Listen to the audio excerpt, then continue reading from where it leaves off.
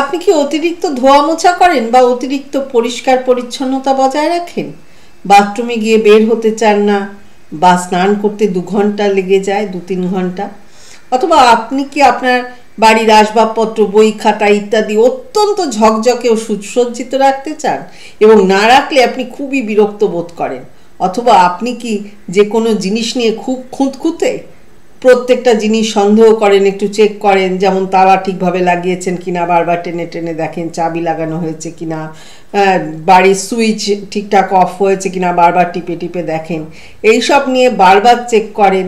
অথবা আপনার কি একই চিন্তা বারবার মাথায় আসে, যা আপনি জানেন ঠিক না, অযৌক্তিক বা অহেতুক, কিন্তু তা সত্ত্বেও বারবার ফিরে আসে? যদি এসব লক্ষণ আপনার মধ্যে থাকে, তাহলে আপনি সম্ভবত ওসিডি বা অবসেসিভ কম্পালসিভ ডিসঅর্ডার নামক মানসিক রোগে ভুগছেন। কিন্তু আসার কথা হলো, চিকিৎসা গ্রহণের মাধ্যমে এটি সম্পূর্ণ নিয়ন্ত্রণে আনা যায়। এগুলো হলে ডাক্তার, মানসিক রোগ বিশেষজ্ঞের কাছে যান। চিকিৎসা করালে সম্পূর্ণ সুস্থ হবে, অনেকটাই নিয়ন্ত্রণে চলে আসবে সবটাই। ভালো থাকবেন, ভালোবাসায় থাকবেন।